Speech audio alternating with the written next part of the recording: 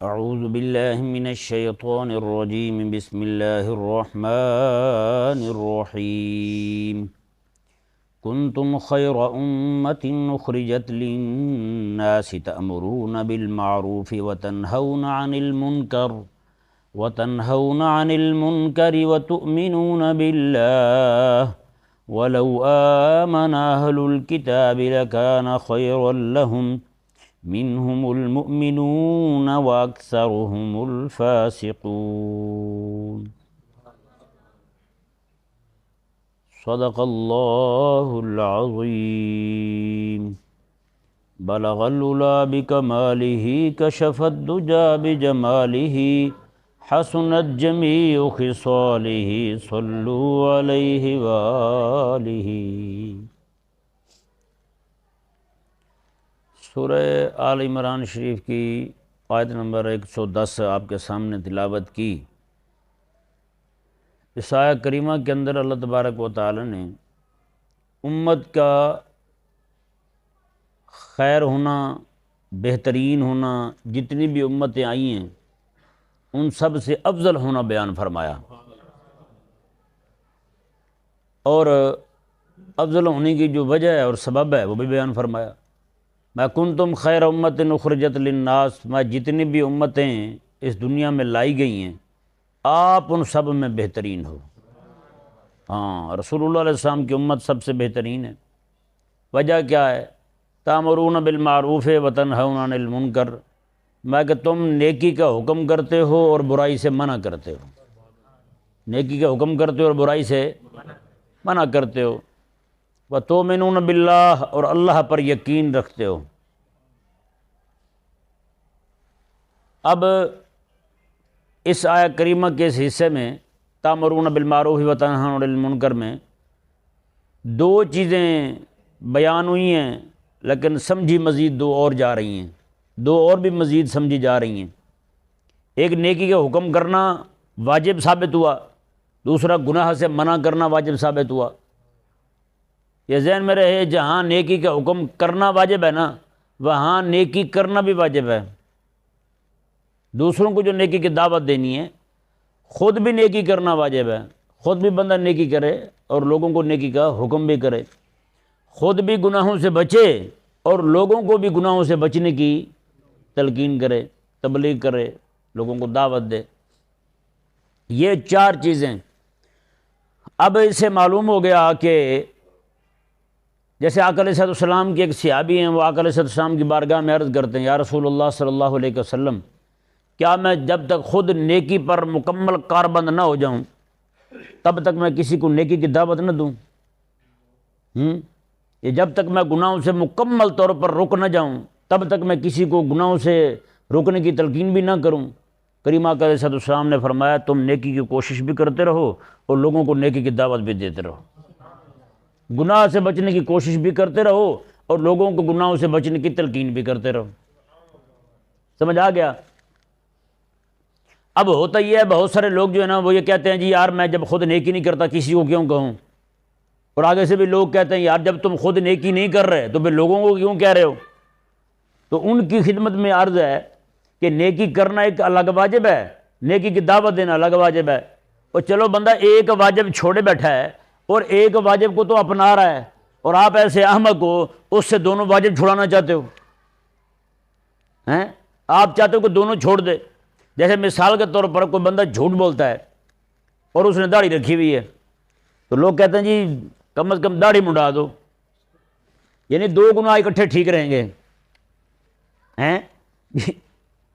وہ بھی چلو داڑھی رکھی ہوئی ہے اس نے، اگر جھوٹ بول رہا ہے داڑھی کی برکت سے اللہ تبارک و تعالیٰ اسے جھوٹ کی بیماری سے بھی شفا عطا فرمائے گا۔ اور آگے سے وہ کہتا نہیں جی دو گناہ اکٹھے ہونے چاہیے، ایک اچھا نہیں لگتا آپ کے منہ پر۔ عجیب ہم کہاں نہ سوچیں نا جی، نماز پڑھ رہا ہے بندہ اور ساتھ کسی اور غلط کام میں بھی پیر رکھتا ہے، تو لوگ کہتے ہیں پھر نماز چھوڑ دو بھی آپ، اگر آپ نے یہ کام نہیں چھوڑنا تو۔ بھئی یہ کیا طریقہ ہوا بھائی؟ ہیں جی، نماز پڑھنا ایک الگ واجب ہے، گناہ سے رکنا ایک الگ واجب ہے۔ اگر وہ ایک چلو کم از کم جتنی دیر نماز پڑھ رہا ہے اتنی دیر تو گناہ سے رکا ہوا ہے کہ نہیں؟ اور یہ احمق لوگ یہ چاہتے ہیں کہ نہیں جی وہ وقت جو رکا ہوا ہے نا، یہ وقت بھی ادھر نماز چھوڑ کر یہ وقت بھی گناہوں میں گزارے، تو بتائیں یہ بندہ دین کا دشمن ہوا یا نہیں ہوا ہیں؟ اور چلو 20 منٹ جاتا ہے مسجد میں نماز پڑھنے کے لیے، 20 منٹ دوسری نماز کے لیے، گھنٹہ پورا چلو مسجد میں چلا گیا ہے، تو پھر گھنٹہ پورا تو گناہ سے رکا ہوا ہے، آپ چاہتے ہیں کہ وہ گھنٹہ بھی نماز چھوڑ کے گناہوں میں مصروف ہو جائے؟ یہ نہیں سمجھ آ رہا مسئلہ یار۔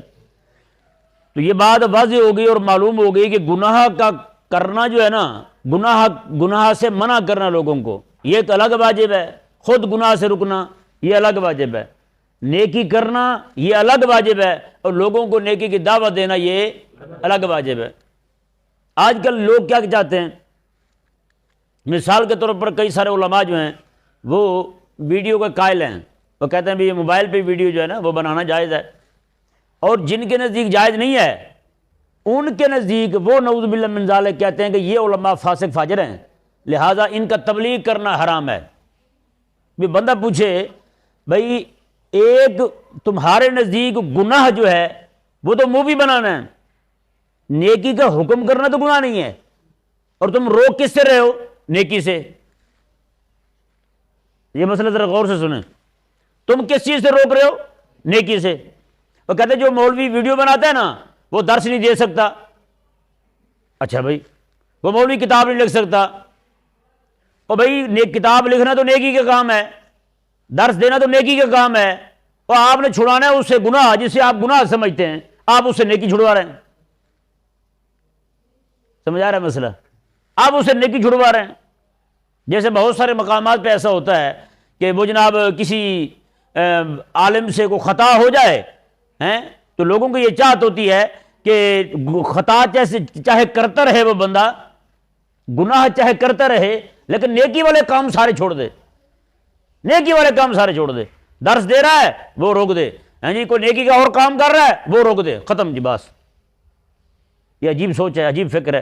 بھائی تمہیں تو حکم تھا کہ تم گناہ سے روکو، نہ کہ تمہیں حکم تھا یہ نیکی سے روکو، تم نے نیکی سے روکنا شروع کر دیا، حالانکہ تمہیں حکم تھا گناہ سے روکو، اسے جتنا ہو سکتا ہے اس کی اصلاح کرنے کی کوشش کرو، جی اسے اکیلے میں سمجھاؤ، تنہائی میں سمجھاؤ، جیسے کیسے ہو سکتا ہے۔ جب اگر وہ اکیلے میں نہیں سمجھ رہا، تنہائی میں آپ نے سمجھایا نہیں سمجھ رہا، تو 4 بندے خیر خواہ جمع کر کے اس کے پاس چلے جاؤ، اسے سمجھاؤ یار آپ یہ چھوڑ دو، کیوں کرتے ہو ہیں؟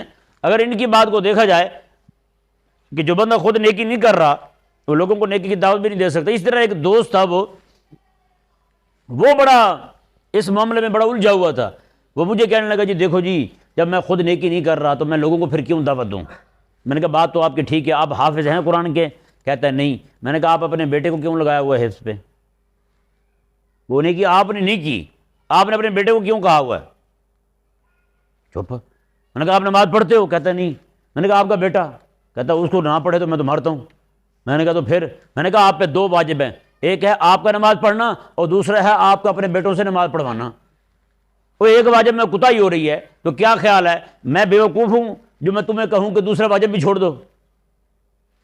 تمہارے گھر والے، تم نماز نہیں پڑھتے ہو، تمہارے گھر والے نماز پڑھ رہے ہیں تمہاری وجہ سے، تمہارے ڈانٹنے کی وجہ سے ہیں، تو پھر میں کیسے کہہ دوں تمہیں بھائی تم جب نماز نہیں پڑھتے اپنی بیوی کو نماز پڑھنے کو کیوں کہتے ہو؟ بھائی خود نماز پڑھنا ایک الگ واجب ہے، اپنی بیوی سے نماز پڑھوانا یہ الگ واجب ہے، خود گناہ سے رکنا یہ الگ واجب ہے، اپنے گھر والوں کو گناہ سے روکنا یہ الگ واجب ہے۔ کم از کم اتنا تو ہوگا نا کہ قیامت والے ایک بندہ ہے وہ خود بھی گناہ میں مبتلا ہے، ساتھ اس نے اپنی بیوی کو بھی گناہ میں مبتلا کر رکھا ہے، اسے بھی اجازت دے رکھی ہے چل ٹھیک ہے بھی تو بھی جیسے دل چاہے تیرا تو بھی کیا کر۔ اب بتائیں اس بندے کو دگنا عذاب ہوگا یا نہیں ہوگا؟ ایک طرف وہ بندہ جو خود تو گناہ میں مبتلا ہے لیکن اس نے اپنی بیوی کو گناہ سے روکا ہوا ہے، ڈانٹ ڈپٹ کے جیسے بھی کر کے اس نے اسے گناہ سے روکا ہوا ہے، تو بتائیں قیامت والے دن یہ بنسبت اس کے ہلکے عذاب میں ہوگا یا نہیں ہوگا؟ تو یہ اسلام کی سوچ یہ ہے، لیکن آج کل ہمارے لوگوں کی فکر ہی اور ہے، ہمارے لوگوں کی سوچ ہی اور ہے۔ وہ کہتے ہیں جی بس جو بندہ جو ہے نا وہ ایسا کام کرتا ہے جی مووی بناتا ہے، ٹی وی پہ آتا ہے، یعنی کہ ٹی وی مطلب ہے کہ مووی بناتا ہے بندہ، تصویر جو ہے کیمرے والی اس کا قائل ہے، تو لہٰذا بھائی اس کے پیچھے تو نماز جو ہے نا وہ ہوتی نہیں ہے۔ بھائی ٹھیک ہے علماء کے فتاوے ہیں بالکل ہیں، لیکن مسئلہ اختلافی ہے، مسئلہ اختلافی علماء میں ہی اختلاف ہے، جب علماء میں اختلاف آ جائے تو پھر اس طرح شدت نہیں کرنی چاہیے، ہیں جی، شدت نہیں اختیار کرنی چاہیے۔ ایک بزرگ ہیں ہمارے حضرت مفتی اعظم ہند رحمہ اللہ کے خلیفے ہیں، بہت دانا بندے تھے، ان سے کسی نے پوچھا، انہوں نے کہا جی حضرت یہ فرمائیں کہ جو امام کالی مہندی لگائے اس کے پیچھے نماز پڑھنا کیسا ہے؟ کالی مہندی لگائے امام، اس کے پیچھے نماز پڑھنا کیسا ہے؟ اللہ اکبر۔ انہوں نے کہا ہمارے دو بزرگ ہیں، ایک امام احمد رضا خان رحمہ اللہ اور ایک پیر میر علی شاہ رحمہ اللہ۔ اعلیٰ حضرت کہتے ہیں کہ کالی مہندی لگانا حرام ہے اور جو لگایا اس کے پیچھے نماز جائز نہیں، اور پیر میر علی شاہ رحمہ اللہ فرماتے ہیں کالی مہندی لگانی جائز ہے، جو لگایا اس کے پیچھے نماز بھی جائز ہے۔ تو انہوں نے کہا یار ان میں سے جس کے فتوے پہ مرضی عمل کر لو ٹھیک ہے، بتائیں ہے آسانی یا نہیں؟ تو بتائیں ان جو شدت پسند ہیں فتویٰ فیکٹری کے مالکان، انہوں نے تو دھو نکال دیا سب کا پکڑ کے، ہے یا نہیں؟ تو امت کے اندر جو ہے نا نرمی والا معاملہ وہ بیان کیا جائے خدا کے لیے۔ اب حالات جو ہے نا ان مولویوں کی اس گتھم گتھا ہونے کی وجہ سے نا الہاد پھیل رہا ہے، بہت سارے لوگ جو ہے نا وہ ملحد ہوئے ہیں، وہ اسی مولویوں کی گتھم گتھا ہونے کی وجہ سے ہوئے ہیں۔ مولوی نجائز جناب ایسی باتوں میں پڑے ہوئے ہیں۔ اللہ تبارک و تعالی ہم سب کو سمجھنے کی توفیق عطا فرمائے، خود بھی نیکیاں کرنے کی، دوسروں کو نیکی کی دعوت دینے کی، خود بھی گناہوں سے بچنے کی، دوسروں کو گناہوں سے بچنے کی تلقین کرنے کی توفیق عطا فرمائے۔